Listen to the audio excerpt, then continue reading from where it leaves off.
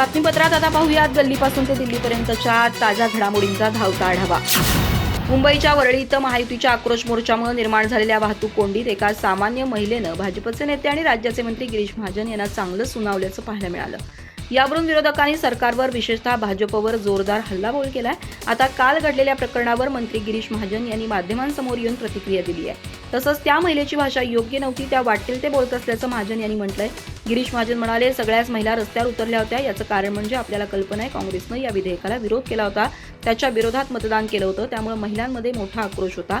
अशाच एका मोर्चाचं आयोजन वरळी इथं झालं होतं। मोर्चा सुरू असताना ट्रॅफिकची कोंडी झाली होती, हे खरं आहे, पण काल मोर्चा निघाला असताना आमच्या एक भगिनी महिला त्या ठिकाणी आल्या, त्यांनी खूपच संताप व्यक्त केला। त्या फारच चिडलेल्या होत्या, वाटेल तसं बोलत होत्या, त्यांनी तसं बोलायला नको होतं, त्यांनी पोलिसांकडे तक्रार नोंदवायला पाहिजे होती। पुढे बोलताना गिरीश महाजन म्हणाले, मी तिथंच होतो, तुमच्याशी संवाद साधत होतो, त्या महिला तिथं आल्या, तुम्ही असे कसे करू शकता, रस्ते कसे काय बंद करू शकता, मी सांगू शकत नाही, अशा भाषेत त्या बोलत होत्या आणि पोलिसांनी त्यांना समजावण्याचा प्रयत्न केला, तेव्हा त्यांनी पोलिसांशी देखील अरेरावी केली। महिला पोलिसही तिथं होत्या। त्यानंतर मी त्या महिलेला सांगितलं की आम्ही 10-15 मिनिटांनी रस्ता क्लिअर करतोय, आम्ही पुढे निघून जाऊ, पण त्यांनी काही ऐकून घेतलं नाही। परत त्यांनी महिलांच्या मोर्चावर पाण्याची बॉटलही फेकून मारली। त्या ठिकाणी त्यांचा खूपच संताप चालला होता। मी पण सांगितलं की ठीक आहे, त्यांना बोलू द्या, आणि थोड्या वेळानं त्या तिथून निघून गेल्या। अमरावतीत माजी खासदार नवनीत राणा पुन्हा एकदा चर्चेत आल्या आहेत। लोकसभा निवडणुकीत पराभवाचा सामना केल्यानंतरही त्यांनी विधानसभा निवडणुकीत भाजपच्या उमेदवारांसाठी सक्रिय प्रचार केला होता। मात्र गेल्या काही दिवसांपासून त्यांच्या राजकीय भूमिकेबाबत विविध चर्चा सुरू झाल्या आहेत। पक्षातील अंतर्गत मतभेद, राज्यसभेची संधी न मिळाल्याची खंत या मुद्द्यांवर त्यांनी थेट भाष्य केलं नसलं तरी त्यांच्या समाज माध्यमांवरील पोस्टमधून नाराजी व्यक्त होत असल्याचं दिसून येत आहे। नवनीत राणा यांनी अलीकडेच शेअर केलेल्या एका रीलमुळे पुन्हा एकदा राजकीय वर्तुळात चर्चा रंगली आहे। त्यांनी या पोस्टमध्ये थेट कोणाचंही नाव न घेता सूचक शब्दांमध्ये आपलं मनोगत मांडलं आहे। तुम्ही संघर्ष करा, आम्ही तुमच्या सोबत आहोत, हे वाक्य लोक वारंवार वापरतात, मात्र त्यातील वास्तव वेगळं असल्याचं त्यांनी सांगितलं। या वाक्याचा उल्लेख करत त्यांनी सामाजिक आणि राजकीय जीवनातील दुटप्पीपणावरती अप्रत्यक्षपणे टीका केली आहे।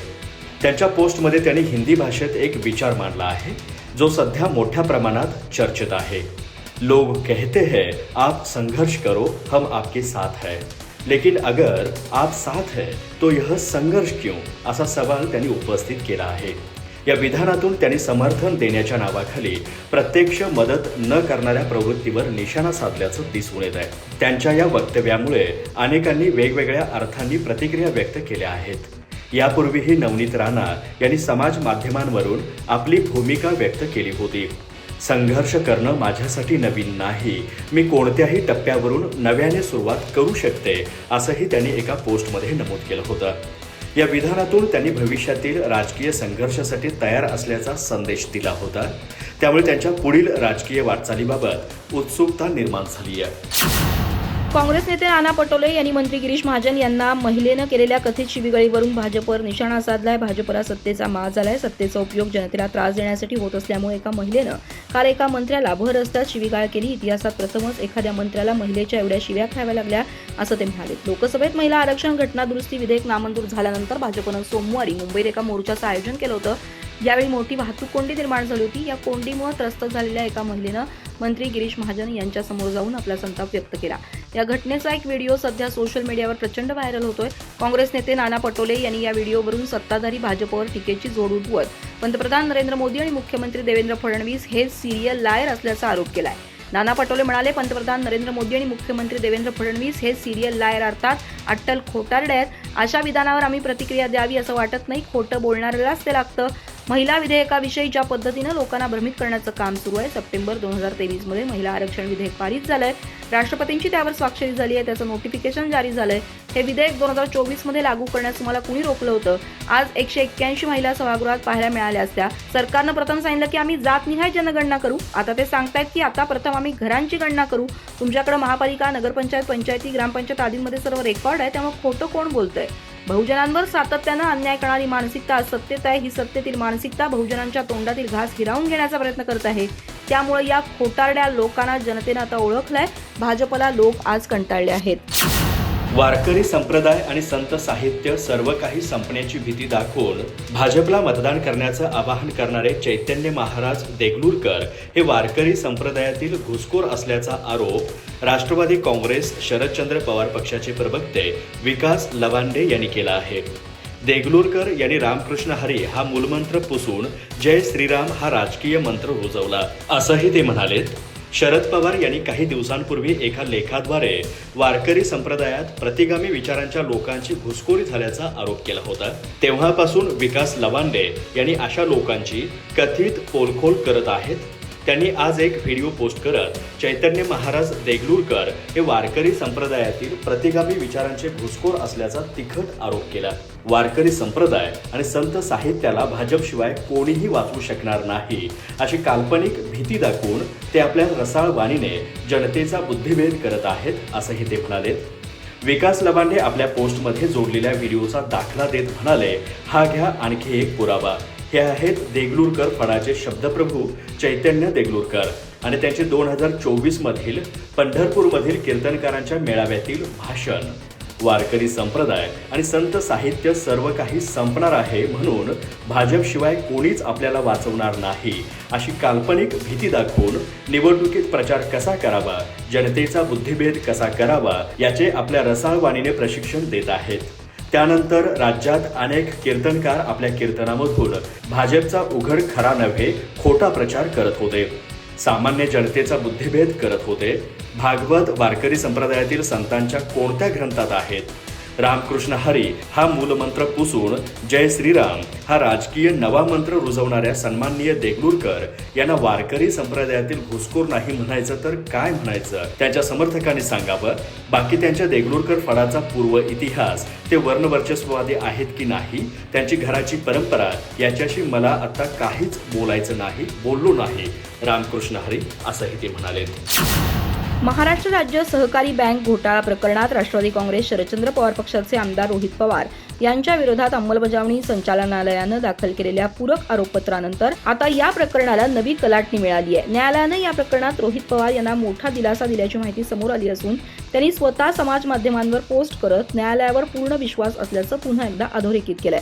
ईडीनं याआधी मनी लॉन्ड्रिंग प्रतिबंधक कायद्यान्वये 2002 अंतर्गत रोहित पवार आणि त्यांच्या सहकाऱ्यांविरोधात आरोपपत्र दाखल केलं होतं. या कारवाईत बारामती ॲग्रो या कंपनीशी संबंधित 50 कोटींहून अधिक किमतीची मालमत्ता जप्त करण्यात आली होती. या मालमत्तेमध्ये छत्रपती संभाजीनगर जिल्ह्यातील कन्नड येथील जमीन, साखर कारखाना, यंत्रसामग्री आणि इमारतींचा समावेश होता. ईडीच्या मते ही संपत्ती कन्नड सहकारी साखर कारखान्याच्या कथित अनियमित लिलाव प्रक्रियेतून मिळवण्यात आली होती. या प्रकरणाची सुरुवात 2019 मध्ये मुंबई पोलिसांच्या आर्थिक गुन्हे शाखेने दाखल केलेल्या गुन्ह्यापासून झाली होती. त्यात सहकारी साखर कारखाने अत्यंत कमी किमतीत खासगी कंपन्यांना आणि संबंधित व्यक्तींना विकल्याचा आरोप होता. या व्यवहारांमध्ये नियमांचं उल्लंघन करून काहींना अनुचित फायदा करून देण्यात आल्याचंही ईडीनं म्हटलं होतं. या तपासादरम्यान एकूण 121.47 कोटी रुपयांच्या मालमत्तेवर टाच आणण्यात आली होती. दरम्यान या कारवाईवर प्रतिक्रिया देताना रोहित पवार यांनी सुरुवातीपासूनच ही कारवाई राजकीय दबावाखाली झाल्याचा आरोप केला होता. मी काही लोकांचं ऐकलं नाही म्हणूनच माझ्यावर ही कारवाई झाली असं त्यांनी याआधी म्हटलं होतं. मात्र ईडीचे अधिकारी केवळ आदेशांचे पालन करत असल्याचं सांगत त्यांनी न्यायालयावर विश्वास व्यक्त केला होता.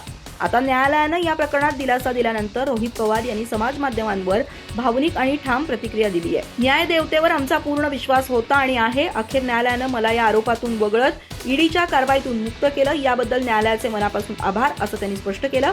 तसंच सत्य परेशान हो सकता है मगर पराभूत नाही हे पुन्हा सिद्ध झाल्याचंही त्यांनी नमूद केलं.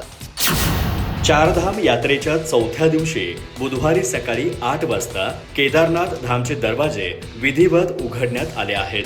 परंपरेनुसार सर्वप्रथम मंदिराच्या पूर्वेकडील दरवाजा उघडण्यात आला आणि मुख्य पुजारी रावळ हकूकधारकांनी आत प्रवेश करून पूजा अर्चा सुरू केली. यावेळी गेल्या वर्षी दरवाजे बंद करताना ज्योतिर्लिंगावर लावलेला भस्म काढून भाविकांना प्रसाद म्हणून वाटण्यात आली. दरवाजे उघडण्याच्या प्रसंगी मुख्यमंत्री पुष्करसिंह धामी यांनी धाममध्ये पोहोचून पंतप्रधान नरेंद्र मोदींच्या नावाने पहिली पूजा केली. वैदिक विधिविधानानुसार पूजा प्रक्रिया पूर्ण झाल्यानंतर मंदिराचे मुख्य दरवाजे आता सामान्य भाविकांसाठी उघडण्यात आले आहेत आणि दर्शन सुरू झालं आहे. यावेळी यात्रेत नियमांबाबत अधिक कठोरता दिसून येते. मंदिर समितीने स्पष्ट केलं आहे की मंदिर परिसरातून 50 ते 60 मीटरच्या परिसरात कोणत्याही व्यक्तीला मोबाईल फोन घेऊन जाण्याची परवानगी नाही. या व्यतिरिक्त फोटोग्राफीसाठी धाममध्ये स्वतंत्र निश्चित जागा तयार करण्यात आल्या आहेत. मोबाईल तिथेच वापरता येईल. मुख्य मंदिर परिसरात रील बनवणे, फोटो काढणे आणि व्हिडिओ बनवणे पूर्णपणे प्रतिबंधित आहे. आज पहिल्या दिवशी केदारनाथ भगवान यांना भोग लावला जाणार नाही. परंपरेनुसार भोगची सुरुवात तेव्हाच होते जेव्हा भैरवनाथ मंदिराचे दरवाजे उघडतात. यावेळी भैरव मंदिराचे दरवाजे 25 एप्रिल रोजी उघडतील. त्यानंतर बाबा केदारनाथ यांना पिवळ्या तांदळाचा भोग लावला जाईल आणि नियमित भोग सुरू होईल. मान्यतेनुसार भूकुंड भैरव मंदिर केदारनाथ धामाचे क्षेत्ररक्षक मानले जाते. हे मंदिर केदारनाथ पासून सुमारे 500 मीटर दक्षिणेला आहे आणि असं मानलं जातं की बाबा केदारनाथ यांच्या दर्शनापूर्वी भैरवनाथ यांचे दर्शन घेणे आवश्यक आहे, तरच यात्रा पूर्ण मानली जाते. गोरेगाव नेस्कोमधील वॉचमनला पोलिसांनी अटक केली आहे. त्यानं लाच घेऊन ड्रग्ज विकणाऱ्याला मध्ये सोडल्याचा बनाव करण्याचा प्रयत्न पोलीस करतायत. हे अत्यंत चुकीचं आहे. एका वॉचमनला पकडून हे संपूर्ण प्रकरण दाबण्याचा प्रयत्न केला जातोय. नेस्कोच्या मालकांना चौकशीला बोलवत नाहीत. हा काय प्रकार आहे? त्यांना क्लीन चिट द्यायचं ठरवलंय का? श्रीमंत लोकांना सोडण्याचं तुम्ही ठरवलंय का? याचं उत्तर सरकार आणि पोलिसांना द्यावं लागेल, असं मनसेचे मुंबई शहर अध्यक्ष संदीप देशपांडे यांनी म्हटलंय. संदीप देशपांडे म्हणाले की उत्तर प्रदेशचे योगी आदित्यनाथ निवडणुकीच्या वेळी इतर राज्यात जाऊन प्रचार करतात. त्यांनी त्यापेक्षा आपल्या राज्याकडे लक्ष दिलं पाहिजे. त्यांच्या राज्यात रोजगार कसा निर्माण होईल याकडे पाहिलं पाहिजे. आपल्या राज्यातील लोकांना रोजगारासाठी बाहेर पडावं लागू नये यासाठी योगी आदित्यनाथ यांनी प्रयत्न केले पाहिजेत. संदीप देशपांडे म्हणाले की महाराष्ट्र नवनिर्माण वाहतूक सेना कोणत्याही संपाला पाठिंबा देणार नाही. मराठी रिक्षा चालक या संपात सहभागी होणार नाही. अमराठी लोकांनी त्रास देण्याचा प्रयत्न तर करून बघावा, मग बघू. ज्यांना महाराष्ट्रात राहून मराठी बोलण्याची लाज वाटते ते वाद घालणार आणि आम्ही शांत राहायचं का? सरकारनं त्यांचा बंदोबस्त करावा, नाहीतर आम्हाला करता येतो. संदीप देशपांडे म्हणाले की महाराष्ट्रात सर्वच मराठी भाग आहेत. कुठेही हिंदी भाग नाही किंवा कुठल्याही परिसराची भाषा गुजराती भाषा नाही. सदावर्ते यांना आक्रमक भूमिका घेऊन घरातच बसायचं आहे, त्यामुळे आम्ही त्यांच्या भूमिकेला महत्त्व देत नाही. सर्वांनी मराठी बोललंच पाहिजे. आता लोक मराठी बोलत आहेत. अहिल्यानगर जिल्ह्यातील राहाता न्यायालयामध्ये आज भोंदूबाबा अशोक खरात प्रकरणात महत्त्वाची सुनावणी पार पडली. आरोपी अशोक खरात यांची पत्नी कल्पना खरात हिच्या अटकपूर्व जामीन अर्जावर न्यायालयात दोन्ही बाजूंनी जोरदार युक्तिवाद करण्यात आला. या सुनावणीत कल्पना खरात हिने आपल्या पतीच्या कथित गैरप्रकारांपासून स्वतःला दूर ठेवण्याचा प्रयत्न केल्याचं दिसून आलं. तिच्या वकिलांनी सादर केलेल्या मुद्द्यांमुळे या प्रकरणाला नवबळ मिळालं आहे. कल्पना खरात ही 31 मार्च पासून फरार आहे. तिच्यावर पती अशोक खरात यांच्या कथित गैरकृत्यांमध्ये साथ दिल्याचा आरोप करण्यात आला होता. बँक व्यवहार आणि जमिनीच्या व्यवहारांमध्ये तिचा सहभाग असल्याचंही तपासात समोर आलं होतं. मात्र न्यायालयात तिच्या वतीने मांडण्यात आलेल्या युक्तिवादात तिचा कोणत्याही व्यवहाराशी थेट संबंध नसल्याचा दावा करण्यात आला. तिची सर्व बँक खाती अशोक खरात हेच हाताळत होते, असं तिच्या वकिलांनी सांगितलं. आरोपीच्या वकिलांनी न्यायालयात अनेक मुद्दे मांडले. फिर्यादीने 1.5 वर्षानंतर गुन्हा दाखल केल्याचा मुद्दा त्यांनी उपस्थित केला. तसेच जमीन व्यवहार झाल्यानंतरही फिर्यादीने बराच काळ न्यायालयात दाद मागितली नाही, असंही त्यांनी नमूद केलं.